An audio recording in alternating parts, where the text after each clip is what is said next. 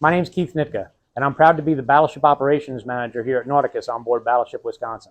And I want to thank you for joining me today on this Whiskey Wednesday virtual adventure. For today's virtual adventure, I am on the O3 level, the port side of the ship, at what is commonly referred to as the flag bag. This is the signalman's area.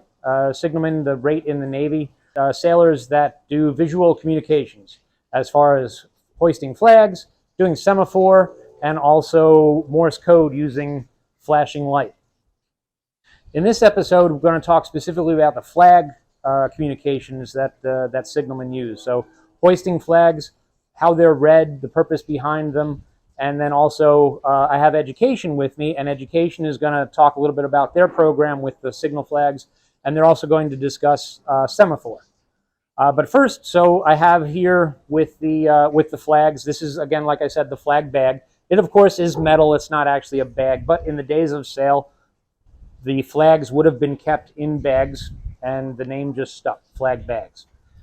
You can see up here behind me, there are different slots for all the different flags that they would use, the alphabet, numbers, and then there are different pennants for different things. They mean different things. And it's just so that we can send up messages and we can use visual communication like that. This goes back to days of sail. There were no radios, of course, back when sailors first went to sea in armadas, but they needed to communicate down the line, and they would then use signal flags. So signal flags can be used in many different ways.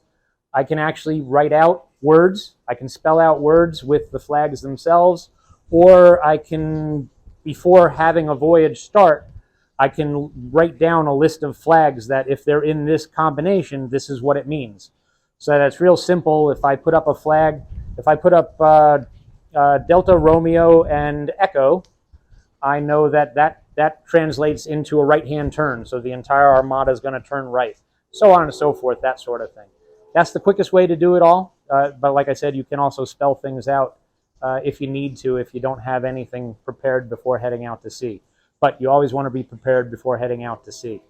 But I'm going to talk a little bit about how this all goes together. I'm going to hook some up, we're going to raise it, and then I'll talk about how you read this.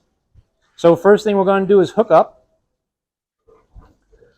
So I've been given my message. I know what it is that I need to send up there.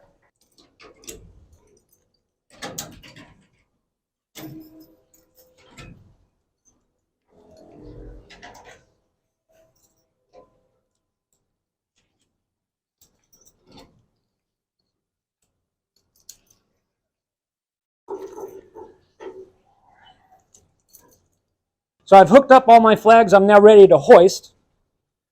So I've got them there in the bag. So I've hoisted my flags now, and whatever message that I had previously given to the ships in the line before heading out to sea, they'll know what exactly it is that I'm talking about there in that regard. Now, if I send up a whole bunch of them, because I have 4 on this side, the port side of the ship, I also have 4 on the starboard side of the ship. If I were to send up a whole bunch of different signals, how you read them is this. From the starboard side, first, starboard side, outboard at the top, read down, and then start at the top in the next line and down, and so on and so forth. And then over here to the port side, outboard, start at the top, read down, next line over, start at the top, read down. So it's always reading starboard to port first, and then outboard to inboard, top to down. And that's how you read flags. This is Hannah Blackburn. Hannah is with the Education Department. Hannah's going to talk about the program that Education does as far as the flags on a smaller version, hands-on program for kids and adults, of course, as well, to learn about what we do with signal flags in the Navy and how that all works. So, Hannah, thank you very much for joining me today. Thanks for having me. And then if you would, please explain to the folks what it is that the program entails, where Education. So we do a lot of program, or our signal flags program is going to be mostly letters, using the flags to spell out words rather than using it to be phrases. Just because we only have a few moments to talk with people, we don't have time to go through the entire code. So we have a whole bunch of different sizes of flags, but these are the ones that we use for hands-on that they can actually use to spell things out, we also have a fun activity where they can take different color or pieces that have the flags on them and they can color them in and make a necklace with their name on it. Okay. So we have this one already spelled out. Or I can turn it around because it has the letters on it. So they can't see the letters. So this is spelling out a word that we already have made out. Mm-hmm. And it's y'all's duty to figure out what that word is. Okay. So the program that education runs is a Yes. hands-on program. Yes. Where you actually get to use the flags, spell out words and letters, and then do different things like that. You also explain how the flag back and all that stuff works. Mm-hmm. Yep. That's really cool. And That's if really you're cool. interested in participating in this activity, usually we have this running on the weekends in our not so busy months. In the summer, we have it running regularly because we have a lot of people to do it. And if you're interested in helping do this activity, we are taking volunteers. I'm the volunteer coordinator for the education department. So if you're interested in joining us, you can send in an application. So here I have again Hannah and Alex, and they are going to talk about the program that they do with semaphore flags. Now, semaphore flags, another form of visual communication that the signalman will use.